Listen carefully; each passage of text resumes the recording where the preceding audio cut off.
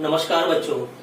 अभी कल हमने क्लास 10th हिंदी कृतिका में जो पाठ दूसरा है जॉर्ज पंचम की नाक, इसका पहला भाग आपने सुना था। उस भाग में आपने ये सुना था कि इंग्लैंड की जो महारानी एलिजाबेथ द्वितीय थी, उनका भारत पर शाही दौरा होने वाला था। भारत में शाही दौरे पर वो आने वाली थी। वैसे उनकी यात्रा 3 देशों में होना थी, भारत, पाकिस्तान और नेपाल। तो भारत में सब कुछ था, देखा कि महारानी हमारे देश में आने वाली है, हमारी दिल्ली में यानी कि राजधानी में आने वाली है। तो जो वहां के कार्यकर्ता गण थे, दिल्ली के अधिकारी वर्ग थे, प्रशासन वर्ग था, सभी ने दिल्ली को खूब बढ़िया तरीके से सजवा दिया। इमारतें सजने लगी कि कोई भी कमी हमारे देश में ना होने पाए, यहाँ से जाकर के हमारे भारत देश की बुराई रानी ना करे, सब प्रकार से सुविधाएं यहाँ पर होनी चाहिए।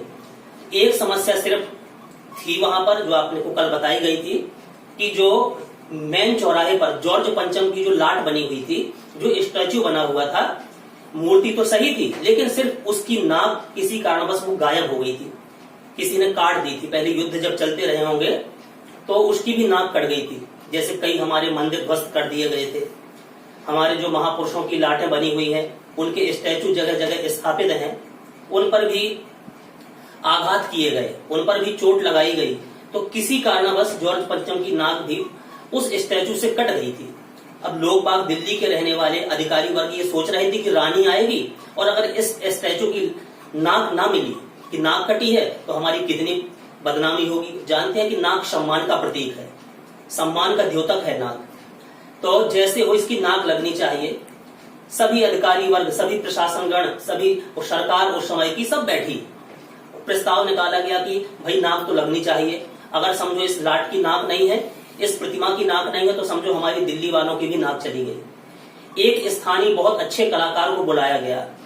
जब कलाकार ने देखा कि हमारे अधिकारी वर्गों के चेहरे गिरे हुए हैं, कि हमारी कितनी बदनामी होगी, बताओ तो दिल्ली वालों के नाक नहीं है, इनकी मूर्तियों में नाक नहीं है, तो कितनी बदनामी करेगी रानी।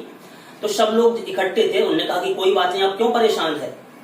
तो बताया गया कि इसकी नाक नहीं है, मूर्तिकार, और तुम बहुत अच्छे कलाकार हो, बहुत अच्छे मूर्तिकार हो, लेकिन वो पैसे से लाचार था बेचारा, आर्थिक तंगी से जूझ रहा था। तो उन्होंने कहा कि आप लोग बिल्कुल परेशान न होइए, नाक इसकी लग जाएगी। सिर्फ आप हमें इतना बता दीजिए कि ये जो स्टैचू है ये कब बना था, किसने बनाया था, कितने वर्ष व्यतीत हो गए और किस पत्थर से बना हुआ है, ये पत्थर, ऐसा पत्थर कहाँ मिल सकता है, ये उसने पूछा। इतना हमें बता दीजिए और फिर सब हमारे ऊपर छोड़ दीजिए। अब आगे, जब उसने, मूर्तिकार ने ऐसा प्रश्न उन लोगों से, बैठे हुए सभा में सभी लोगों से बोला, तो सब हुक्कामों ने जो हुक्म दिया था कि तुम्हें भैया नाक लगानी है इसकी मूर्ति की, तो सब हुक्कामों ने एक दूसरे की तरफ ताका कि भैया तुम्हें पता है ये कब बनी थी, किसने बनवाई थी, ये पत्थर कहाँ से लाया गया था। एक दूसरे की तरफ सबने ताका। एक की नजर ने दूसरे से कहा कि यह बताने की जिम्मेदारी तुम्हारी है, तुम बताओ भैया ये कब की लाट है, किसने बनवाई थी, या पत्थर कहाँ का है, कौन से पत्थर से बनी हुई है ये मूर्ति।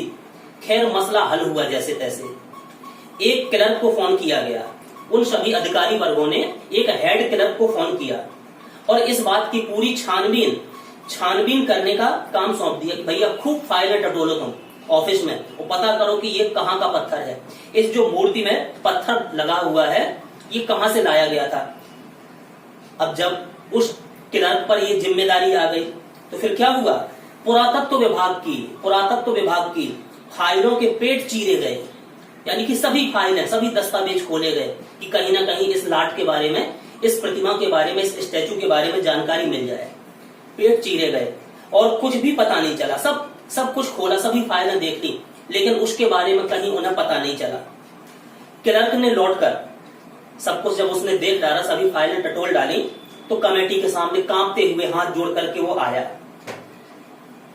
क्या बोला कि सर मेरी खता माफ हो, यानी कि जो हुक्म आपने हमें दिया था वो हुक्म हम पूरा नहीं कर पाए, इसलिए हमें माफ कर दीजिए, क्योंकि फाइलें सब कुछ हजम कर गई हैं। इतने पेज पुराने हो चुके हैं कि अब उनमें कुछ समझ में ही नहीं आता कि उसमें क्या लिखा है। काफी के तो पेज ही फट गए हैं, गल गए हैं, सब कुछ हजम कर गए। जब ये बात उस क्लर्क ने अधिकारी वर्गों से कही तो हुक्कामों के चेहरों पर उदासी के बादल छा गए। अभी तो थोड़ी थोड़ी आशा थी कि हाँ फाइलों में मिल जाएगी जानकारी, वो पत्थर ये ढूंढ करके लेते आएगा कलाकार और नाक लग जाएगी। हुक्कामों ने चेहरों पर उदासी के बादल छा गए, फिर उदास उनके चेहरे हो गए। एक खास कमेटी बनाई गई, फिर खास कमेटी का गठन हुआ।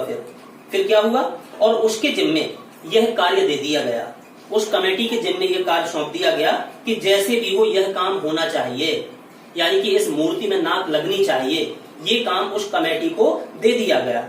इस नाक का दारोमदार सब आप लोगों पर है, जो कमेटी के लोग बने कमेटी में, उन पर यह जिम्मेदारी सौंप दी गई। आखिर जब कमेटी गठित हो गई, मूर्तिकार को फिर दोबारा बुलाया गया। उसने मसला हल कर दिया। वह बोला कि पत्थर की किस्म का ठीक पता नहीं चला तो परेशान मत होइए, चलो कोई बात नहीं, कौन सी किस्म का पत्थर इस मूर्ति में लगा है ये जानकारी आप लोग नहीं कर पाए, कोई बात नहीं, आप लोग लेकिन उदास मत होइए, ना परेशान होइए। अब मैं जिम्मा लेता हूं, अपने हिंदुस्तान के हर पहाड़ पर जाऊंगा। अब सुनना ध्यान से, कितना उत्साह है उसके हृदय में भरा हुआ मूर्तिकार के। क्या बोलता है, मैं हिंदुस्तान के प्रत्येक पहाड़ पर जाऊंगा और ऐसा ही पत्थर खोजकर, बिल्कुल ऐसा ही पत्थर खोजकर लौटूंगा। जब उसने इतना कह दिया तो जो कमेटी गठित हुई थी उनकी जान में जान आई कि चलो हमारी जिम्मेदारी इसने अपने सिर ले ली, अब ये पत्थर ढूंढ करके जरूर लाएगा और जॉर्ज पंचम की नाक में नाक लगा देगा उस पत्थर से। अच्छा, कमेटी के सदस्यों की जान आ गई। सभापति ने चलते चलते गर्व से कहा, सभापति जो उस कमेटी का हेड था, सभापति था, जो सभा का आयोजन कर रहा था, उस सभापति ने चलते चलते गर्व से कहा, अरे ऐसी क्या चीज है जो हिंदुस्तान में मिलती नहीं है। हे मूर्तिकार, तुम आशा नहीं छोड़ना, अपने मन को उत्साहित करते रहना, बनाए रहना उत्साह में, क्योंकि ऐसी कौन सी चीज है जो हमारे हिंदुस्तान में नहीं मिलेगी। तुम अवश्य ही पत्थर को ढूंढ करके लाना, उसकी मूर्ति में नाक लगा देना। हर चीज इस देश के गर्भ में छिपी हुई है, जरूरत खोज करने वाले की है, खोज करने के लिए मेहनत करनी होगी, सब चीज मिल सकती है, हर कार्य हल हो सकता है, सिर्फ हमारे अंदर आत्मविश्वास होना चाहिए। ये कमेटी का अध्यक्ष बोल रहा है और इस मेहनत का फल हमें अवश्य मिलेगा। आने वाला जमाना खुशहाल होगा, हम लोगों पर खुशहाली जताएगा कि इन लोगों ने नाक जैसे तैसे लगा दी, पत्थर की खोज कर ली। यह छोटा सा भाषण जो उस मीटिंग में ये बात हुई, ये छोटी सी टिप्पणी उठी, उस छोटे से भाषण को तुरंत अगले दिन के अखबार में छाप दिया गया कि चलो ये मसला हल हो गया। अब प्रत्येक पहाड़ पर मूर्तिकार जाएगा, इसी तरीके के पत्थर को ढूंढ करके लाएगा और लाट की नाक लग जाएगी। अब क्या हुआ, मूर्तिकार हिंदुस्तान के सबसे पहले वो पहाड़ी प्रदेशों पर गया, पहाड़ी इलाकों में घूम कि कोई ना कोई पहाड़ इस पत्थर जैसा मिल जाएगा जहां पर इस टाइप का पत्थर होगा। तो पहाड़ी इलाकों का दौरा उसने किया, जहां जहां पहाड़ थे प्रत्येक पहाड़ों पर गया। पत्थरों की खानी के जो पत्थर की खाने थी, खानों के दौरे पर निकल पड़ा, यानी पहाड़ी इलाकों पर पत्थर की तलाश में वो मूर्तिकार निकल पड़ता है।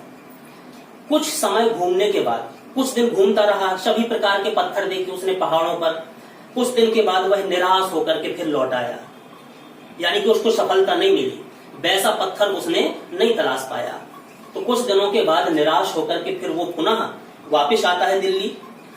उसके चेहरे पर लानत बरस रही थी। जब कमेटी के सामने वो पहुंचा, लोग बागों के सामने पहुंचा, तो चेहरा उसका बिल्कुल उदास था, गिरा हुआ सा, चेहरे पर लानत बरस रही थी। उसने सिर लटकाकर खबर दी, थोड़ी सिर झुका करके अपने अधिकारियों से खबर देता है कि साहब मेरी खता फिर से माफ हो, हिंदुस्तान का मैंने चप्पा चप्पा खोज लिया, प्रत्येक पहाड़ पर मैं गया, चप्पा चप्पा खोज मारा, लेकिन इस किस्म का पत्थर कहीं नहीं मिला। किसी भी पहाड़ पे मुझे इस किस्म का पत्थर नहीं मिला। मुझे तो ऐसा लगता है साहब कि ये पत्थर जो इस मूर्ति में लगा हुआ है ये कोई विदेशी है, विदेशी पत्थर है, अपने हिंदुस्तान में शायद मुश्किल है मिल पाए, लगता है ये विदेशी पत्थर लगा हुआ है इसमें। तो जो सभापति था, जो मीटिंग का अध्यक्ष बना हुआ था, थोड़ी तैश में आकर के उसने कहा, थोड़ी गुस्सा हो गया मूर्तिकार से। क्या कहता है, अरे लानत है आपकी अक्ल पर, आपको लगता है अक्ल ही नहीं है। विदेशों की सारी चीजें हम अपना चुके हैं, विदेशों की सारी चीजें हमारा हिंदुस्तान अपना चुका है, दिल दिमाग, तौर तरीके, रहन सहन। जब हिंदुस्तान में बाल डांस तक मिल जाता है तो बताओ, तुम ये बताओ ये पत्थर क्यों नहीं मिल सकता। जरूर मिलेगा हिंदुस्तान में इस टाइप का पत्थर। हिंदुस्तानी का पत्थर इसमें लगा है, आपने अच्छी तरह से खोज नहीं की। अब मूर्तिकार को जब डांट गली तो बेचारा वो चुपचाप खड़ा था। मूर्तिकार चुप खड़ा हुआ था, सोच विचार में। थोड़ा सा उसने दिमाग में अपनी कोशिश डाली, कसरत करी दिमाग की, तो थोड़ी दिमाग में एक विचार आ गया उसके, मूर्तिकार के। उस जहां से विचार आया तो उसकी आंखों में चमक आ गई, चमक आ गई, बड़ा प्रसन्न हो गया। तो उसने कहा, क्या बोलता है, एक बात मैं और कहना चाहता हूं। अब अगर आप लोगों का हुक्म हो तो मेरे मन से एक बात उठ रही है, अगर आप लोग माने तो शायद ये समस्या हल हो जाए। कहना चाहता हूं, लेकिन इस शर्त पर कि यह बात अखबार वालों तक न पहुंचे। कि बताओ तो, हम लोगों की मीटिंग हुई, हम पहाड़ सब कहीं खोज करके आए, लेकिन ये पत्थर नहीं निकल पाया, नहीं मिल पाया। तुरंत खबर छप गई कि मूर्तिकार ने पत्थर नहीं ढूंढ पाया। बताओ तो मेरी कितनी बेइज्जती हुई। तो जो हम बात कह रहे, ये बात बस आप लोगों के कानों तक रहे या अखबार वालों तक ना पहुंच पाए, तब तो हम अपनी बात बताएं। तो जहां से ये बात करी, वैसे वो हतोत्साहित हो चुके थे कमेटी वाले कि लगता है कि नाक नहीं लग पाएगी। तो जहां से उसकी मूर्तिकार की ऐसी बात सुनी तो सभापति की आंखों में फिर से चमक आ गई। लगता है कि अब ये कार्य हल कर देगा, जो ये समस्या है, समस्या का निराकरण लगता है कि ये मूर्तिकार कर देगा। तो उसकी आंखों में फिर से चमक आ गई। चपरासी को हुक्म हुआ, चपरासी को हुक्म दिया कि भैया, मूर्तिकार का कहना है कि किसी भी अखबार वाले के पास तक, गैर आदमियों के पास तक अब जो बातें ये कहने वाला है ये नहीं जानी चाहिए, इसलिए ऐसा करो। चपरासी को बुलाया, हुक्म हुआ, कमरे के सब दरवाजे बंद कर दो, यानी क्योंकि दीवार के भी कान होते हैं, यहाँ की बाहर बात न जाने पाए। तो दरवाजे बंद कर दिए गए। तब मूर्तिकार ने कहा धीरे से, क्या कहता है उन लोग बागों से जो कमेटी के सदस्य बैठे हैं, कि देश में, मुझे पता है कि देश में अपने नेताओं की मूर्तियां भी हैं। अपने भारतवर्ष में कई राज्यों में अलग अलग महापुरुषों की मूर्तियां लगी हुई हैं। तो अगर मेरी बात मानो तो समस्या हल हो सकती है शायद। क्या बात है, हाँ मूर्तियां तो लगी हैं। अच्छा, हुक्म हुआ कि हाँ मूर्तियां लगी हैं, अगर इजाजत हो और आप लोग ठीक समझें तो मेरा मतलब यह है, कहने का आशय कि जिसकी नाक, मैं पूरे हिंदुस्तान की लाटों को देखूंगा, जितनी मूर्तियां जहां जहां जिस राज्य में जिस महापुरुष की मूर्ति लगी हुई है, मैं वहां पर जाऊंगा, वो सबकी नाकें टटोलूंगा, सबकी नाक टटोलूंगा, ठीक है। और जिसकी नाक इस लाट के बराबर फिट हो गई उसकी नाक उतार करके ले आऊंगा, यानी कि इस लाट को नकटा नहीं रहने दूंगा, भले उसको बना दूंगा। तो उसकी नाक में काट करके ला करके तोड़ करके इसमें फिट कर दूंगा। बताओ अगर आप लोग राजी हो तो जितने अब कमेटी के सदस्य बैठे थे, सबने सबकी तरफ देखा कि भैया क्या विचार है तेरा, रानी को खास तौर से दिल्ली में ही आना है, तो दिल्ली में कमी ना होनी चाहिए। चलो और किसी महापुरुष की कट रही है तो कट जाने दो। अच्छा, तो सबने सबकी तरफ देखा, सबकी आंखों में एक क्षण की बदहवासी के बाद थोड़ी उदास से हुए कि चलो एक की अगर नाक बचेगी तो दूसरे की काटने की बात कर रहा है ये। लेकिन थोड़ी देर के लिए तो उनका चेहरा थोड़ी गिरा हुआ सा दिखाई दिया, लेकिन बाद में खुशी तैरने लगी। सभापति ने धीमे से कहा, लेकिन सुन मूर्तिकार, बड़ी होशियारी से काम करना है तुझे, ये बड़ी होशियारी से, सबकी नजर बचाते हुए, नहीं तो तुझे कोई काटने थोड़ी देगा, किसी की नाक तोड़ने देगा। तो बड़ी होशियारी से तुझे ये काम करना है। जब इजाजत कमेटी की मूर्तिकार को मिल गई कि चलो किसी भी लाट के पास जाओ, किसी भी मूर्ति के पास, और इसके बराबर अगर किसी की नाक है तो उतार करके ले आओ। अब मूर्तिकार निकल पड़ा। अब वो पैसे से लाचार था, हर बार पैसे के लिए हाथ फैला दे रहा था, मुझे पैसा चाहिए। मूर्तिकार फिर देश के दौरे में निकल पड़ा देश के दौरे में।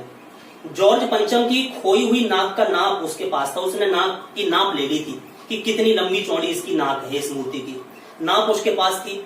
सबसे पहले, अच्छा दिल्ली की बात है, ये दिल्ली में कमेटी थी, दिल्ली में ही वो लाट बनी हुई थी, उस प्रतिमा स्थापित थी। तो सबसे पहले वो दिल्ली से बंबई पहुंचा, पैसे लेकर के बंबई पहुंचा। अब बंबई में जिन जिन महापुरुषों की मूर्तियां स्थापित हैं, बंबई में उन्होंने कहां पर गया, किन किन की मूर्तियों को उसने देखा जो वहां बंबई में स्थापित थी। दादा भाई नौरोजी, गोखले, लोकमान्य बाल गंगाधर तिलक, शिवाजी, कोवस जी, जहांगीर, जितनी भी मूर्तियां उसको वहां पर मिली, सबकी नाकें उसने टटोली, नाप ली, नापी। जब जो नाप ले गया था जॉर्ज पंचम की लाट से नाप की, उसकी नाक के बराबर वो मूर्तियों की नाक नहीं थी। तो वहां से वो हताश होकर के कि चलो बंबई में आना हमारा निरर्थक हुआ, यहां सफलता नहीं मिल पाई, तो बंबई से वो तुरंत कहां, दूसरे राज्य यानी गुजरात की तरफ भागा। अब देखना गुजरात में कौन कौन से महापुरुष हुए हैं अपने भारत देश के। गुजरात जब गया तो वहां पर जो मूर्तियां स्थापित थी, गांधी जी की मूर्ति के पास गया, सरदार वल्लभ भाई पटेल, विट्ठल भाई पटेल, महादेव देसाई, उनकी मूर्तियों को परखा। और फिर जब वहां भी हतोत्साहित हो गया, उस नाक के बराबर उनकी नाकें भी नहीं मिली जब, तो फिर तुरंत वहां से यानी गुजरात से फिर बिहार की तरफ चला। बिहार में भी वह हतोत्साहित हो गया, बिहार में भी कोई कार्य उसका नहीं बना, तो बिहार होता हुआ फिर वो अपने उत्तर प्रदेश में आया। उत्तर प्रदेश में आया, उत्तर प्रदेश में आया तो कहां, चंद्रशेखर आजाद की प्रतिमा पर गया जहां मूर्ति स्थापित थी, बिस्मिल की, मोतीलाल नेहरू, मदन मोहन मालवीय, इन सब की लाटों के पास गया जहां इनकी मूर्तियां स्थापित थी। घबराहट में जब उत्तर प्रदेश से भी काम नहीं बना उसका, यानी कि उसकी नाक की बराबर, जॉर्ज पंचम की नाक की बराबर, या तो किसी की बहुत छोटी नाक हो रही थी या किसी की बहुत बड़ी, उसके बराबर फिट नाक हो ही नहीं रही थी। तो वहां से उत्तर प्रदेश से होता हुआ फिर घबराहट के साथ वो मद्रास पहुंचा। मद्रास पहुंच गया मूर्तिकार, तो वहां पर सत्य मूर्ति को भी देखा और फिर मैसूर, केरल आदि सभी प्रदेशों का दौरा करता हुआ जैसे तैसे वो पंजाब पहुंचा। चलो मूर्तिकार आपका पंजाब पहुंच गया, तो पंजाब पहुंच करके जो वहां पर लाट बनी हुई थी, वहां पर मूर्तियां थी, लाला लाजपत राय, भगत सिंह की लाटों से भी उसका सामना हुआ, उनकी लाटों के सामने गया। आखिर सब कहीं का दौरा लगाते हुए, सभी प्रांतों को घूमते हुए, सभी की नाक टटोलते हुए आखिर वह दिल्ली फिर पहुंच गया। अब मूर्तिकार पुनः फिर दिल्ली पहुंच गया और उसने अपनी मुश्किल बयान की। सभी कमेटी फिर बैठी कि मूर्तिकार भाई आ गया है, तो उसने अपनी मुश्किल बताई फिर आकर के कि मैंने पूरे हिंदुस्तान की परिक्रमा कर डाली, पूरे हिंदुस्तान का मैंने भ्रमण कर लिया, लेकिन सब मूर्तियां देख आया, सभी स्टैचू पर गया मैं, लेकिन सबकी नाकों का नाप लिया, पर जॉर्ज पंचम की इस नाक से सब बड़ी निकली, इसके बराबर कोई की नाक ही नहीं निकली। जब मूर्तिकार अब 2 बार असफल हो गया बेचारा, एक तो पहाड़ गया था, सब पहाड़ी इलाकों में पत्थर नहीं मिल पाया, सब स्टैचू में गया ढूंढने के लिए, किसी की नाक फिट नहीं बैठ पाई। ये बात सुनकर के फिर कमेटी के जितने सदस्य, जितने अधिकारी वर्ग थे, जितने प्रशासन के लोग थे, ये सब बात सुनकर फिर से हताश हो गए और झुंझलाने लगे, थोड़ी बहुत गुस्सा करने लगे। लेकिन फिर भी मूर्तिकार बहुत धैर्यशाली था, धीरज बंधाने वाला था। मूर्तिकार ने ढाढ़स बंधाते हुए कहा, अरे हमारे देश को चलाने वाले आप शासक वर्ग हो, आप लोग कैसे उदास होते हो। फिर उन्होंने धीरज बंधाते हुए लोग बागों से कहा कि भाई एक बात और मुझे कहना है, शायद माने आप लोग। हाँ भाई बोल डाल, वो भी बात, क्या बात है, क्या कहना है।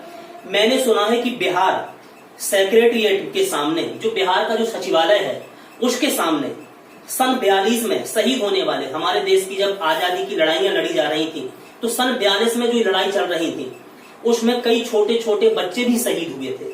बिहार की बात कर रहे, तो हो सकता मैं बिहार नहीं जा पाया, उस सचिवालय के सामने नहीं पहुंच पाया। मैंने सुना है कि सचिवालय के सामने कुछ छोटे छोटे बच्चों की प्रतिमाएं भी स्थापित की गई, जो देश की आजादी के लिए शहीद हो गए थे। तो ये छोटी नाक है इनकी, जॉर्ज पंचम जी की, तो शायद उन बच्चों की नाक और इनकी नाक में ज्यादा अंतर ना हो, तो शायद उनकी नाक फिट हो जाए। तो मुझे एक मौका और दे दीजिए आप। तो बच्चों की मूर्तियां स्थापित है वहां सचिवालय के सामने बिहार में, शायद बच्चों की नाक फिट हो जाए, उसकी नाक इनके बराबर फिट हो जाए। यह सोचकर वहां भी पहुंचा, इजाजत मिल गई कमेटी के द्वारा, पहुंचा। उन बच्चों की नाकें भी इसने इनसे कहीं बड़ी बैठती थी, यानी कि उन बच्चों की नाक भी जो जॉर्ज पंचम की नाक थी उससे कहीं बड़ी थी, थोड़ी बहुत अंतर था। अब बताइए, फिर लौट करके बेचारा आ गया, अब बताइए मैं क्या करूं।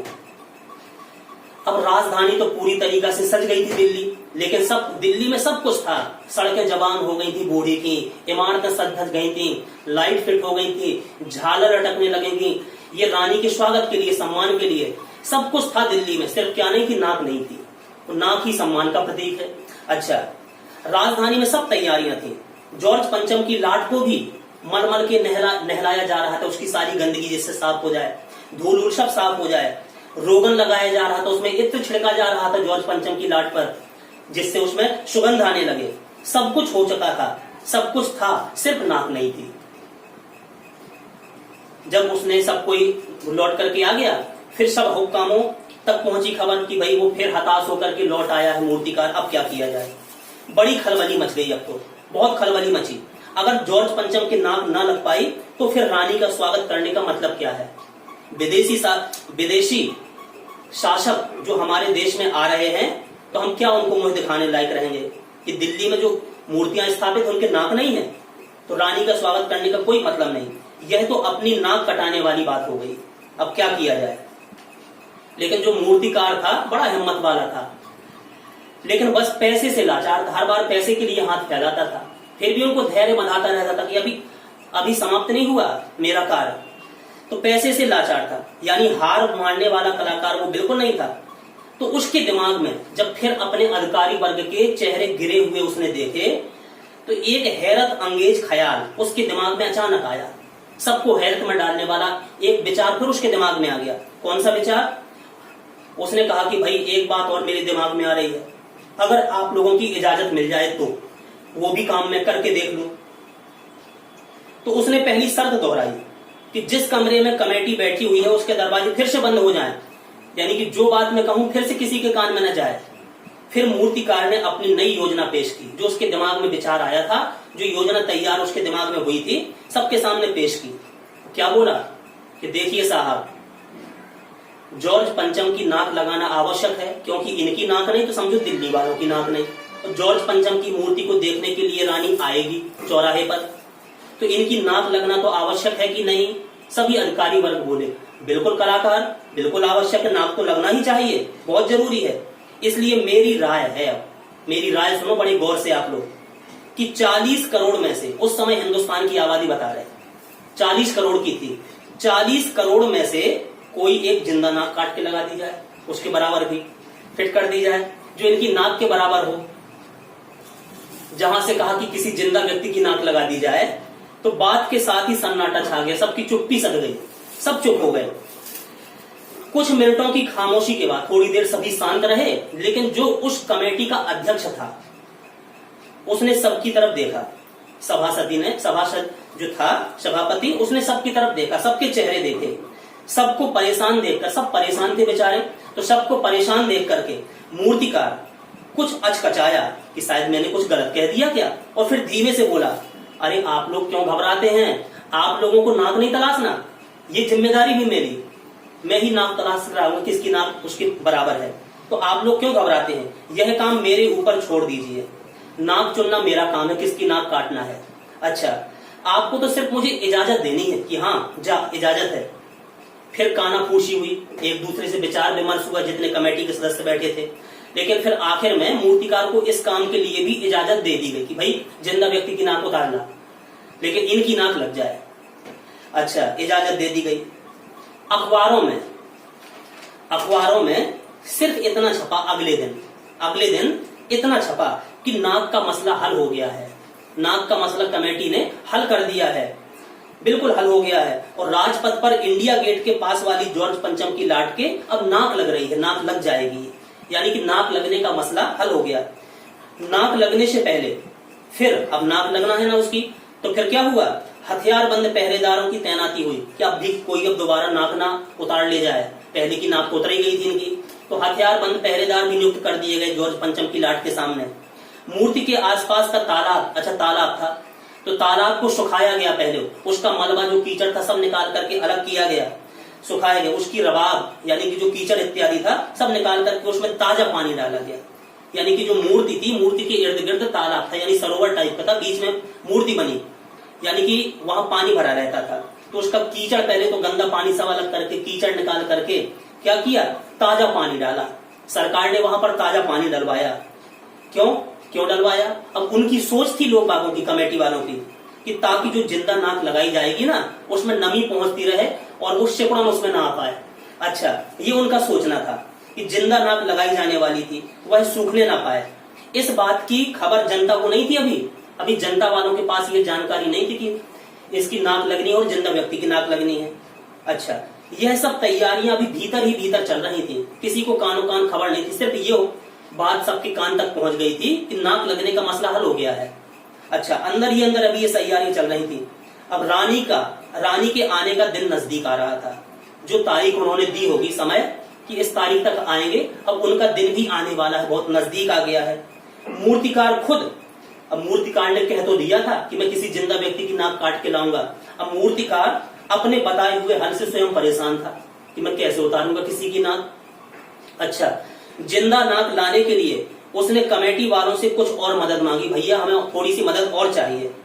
वह मदद भी उसको दे दी गई जो कुछ उसने चाहा, लेकिन इस हिदायत के साथ कि एक खास दिन बस रानी के आने के पहले भाई एक ये काम होना है, हर हालत में नाक लग जानी चाहिए। और आखिरकार वह दिन आ गया। जॉर्ज पंचम की नाक लग गई। सब अखबारों ने जिन्होंने देखी कि जॉर्ज पंचम की लाट पर, उनकी मूर्ति पर नाक लग गई है, कटी हुई नाक पर, तो सब अखबारों ने खबरें छापी कि जॉर्ज पंचम की नाक लग गई। और कैसी नाक, वो भी जिंदा व्यक्ति की नाक लगाई गई, यानी ऐसी नाक जो कतई पत्थर की नहीं लगती थी, जिंदा व्यक्ति जैसी नाक लगती थी। अच्छा, लेकिन उस दिन के अखबारों में एक बात गौर करने वाली थी।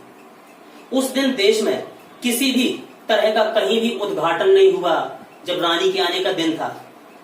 बताओ, अब ये बात हो गई, कहीं भी उद्घाटन नहीं हुआ, कहीं भी किसी को खबर नहीं हुई, किसी ने कोई फीता भी नहीं काटा।